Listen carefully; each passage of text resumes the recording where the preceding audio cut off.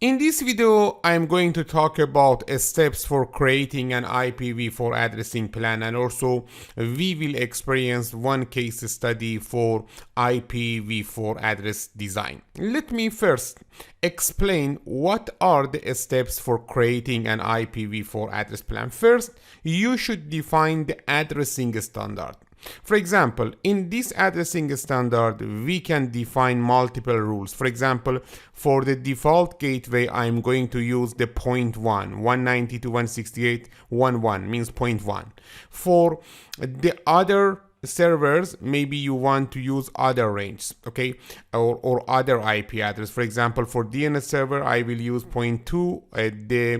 For example, web server, I will use point 3 to point 5, and so on. Okay, here we should define our standards.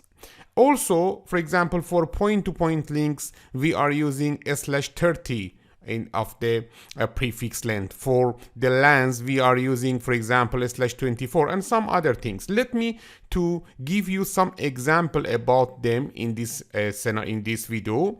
But first, we should define addressing standard. I will give you some recommendation related to these standards because each company can use a different standard. Here we are talking about some recommendation, but maybe you use other addressing standards. After that, after define addressing standard, we should plan the IPv4 range and allocate it. For example, we have choose the point 1 for the gateway. Okay, but what is the IPv4 range? For example, I want to use 192.168.0.0/16 in my company, or I want to use 10.0.0.0/8 in my company. Okay, I will give you one example.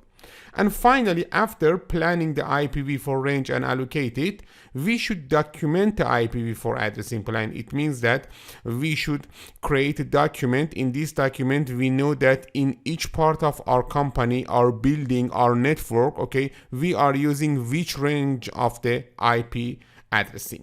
I will give you explanation about all of these steps in this video, but first let me talk about define as addressing standards and some recommendations, some examples about the addressing standard. Don't forget that this is only some examples. Maybe you use other rules, other standards, it is possible, but here we are reviewing some of the most common rules that we are using in our addressing plan. Let me to explain some of them, and after that we can talk about the case study. Alright, here we can see some example of these standards. For example, as you can see, use .1 or .254 in the last octet as the default gateway for the subnet, as I mentioned before. Look at here, assume that in the first floor data, okay, for first floor data traffic, we are using this range 172.16.11.0/24. You can use this IP address for the default gateway. For example, 172, in most cases we are using point 1.16.11.1, okay, and maybe in the next subnet we are using 172.16.12.1, okay, and then 172.16.13.1, okay. Actually, if you want, you can use the point 1 for default gateway, or in some cases we are using the last IP address .254 if you are using a /24, but in most cases we are using point 1, okay. This is one of the examples that you will see in many of networks, that network is using the point 1 for the IP address of the default gateway. Also, match the VLAN ID number with the third octet of an IP address. Here you can see this example or this recommendation. For example, for data in the first floor, we are using VLAN 11. As you can see, in the third octet of the IP address, we are using 172.16.11. 11 is equal to the VLAN number, or in the second floor data, we are using the VLAN 12, and here, as you can see, that the third octet is 12, and also in the next floor we are using 13, okay, VLAN 13, and then here the IP address is using 13. This is only one example. If you want, you can use other octets or other parts of the IP address for this mapping, but this is recommended to use a map because it can help us for maintenance, for troubleshooting, for easier and faster finding the problems and also the features that we have in our network. After that, reserve 0.1 to 0.15 of a subnet for a static assignment and 0.16 to 0.239 for the DHCP pool. You know that some IP address in one network are fixed. Okay, for example, the IP address of the default gateway always should be fixed and it should not change. Okay, and also the IP address of the, for example, DNS server should be fixed, and also the IP address of the web server maybe should be fixed. And because of that, we don't want to change these IP addresses. You know that in DHCP we have a feature, we call it excluded address. In the excluded address feature of the DHCP, we should use some range that we don't want to assign them dynamically to the host. For example, if you want, you can use 0.1 to 0.15 in the excluded range, means the DHCP doesn't offer this range to the host. Okay, and after that, the other IP address, for example 0.16 to 0.239, it can reserve, it can offer this range to the for example the host. But the range is not important now, because this range can be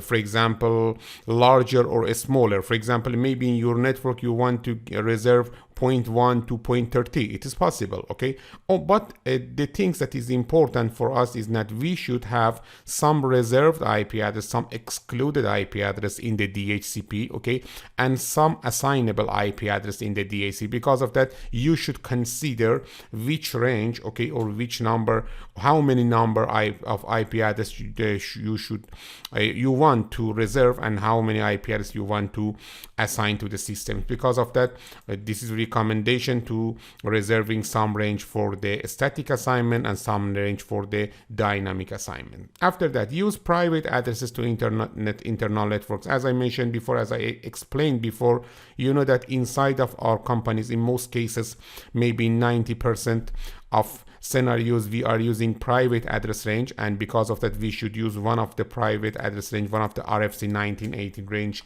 that we have learned before. For example, you can use 10.0.0.0/8 or 172.16.0.0/12 or 192.168.0.0/16 for addressing inside of our company. And after that, if you have connectivity to the internet that in most cases you need to use path or port address translation. After that, allocate /24 subnet for user devices such as laptops and PCs. It is recommended, and it is in most cases suitable, because you know that when we are using /24 range, actually we have 254 usable IP address for the computers, and this is sufficient for, in most cases, for our VLANs, for our networks. After that, allocate a parallel /24 subnet for VoIP device IP phone. As you can see here, look at here, when we are assigning 172.16.1.11.0/24 for the data traffic in the first floor, we can assign in the first floor for VoIP traffic 10.16.11.0/24. As you can see, both of these two range are private, and we can say this address, the VoIP range, is parallel with the first floor data, or with the data, because here everything is same, only the first octet is changed. Because of that, it is recommended, and it is helpful for us for easier maintenance, easier troubleshooting, easier understanding and discovering the IP addresses. It is recommended. And then allocate subnet for access control system, or ACS, and video conferencing system. Actually, we can say for the special devices, for special services, we should allocate some subnets. For example, you can assign one subnet or more than one subnet for the important services that you have in your network.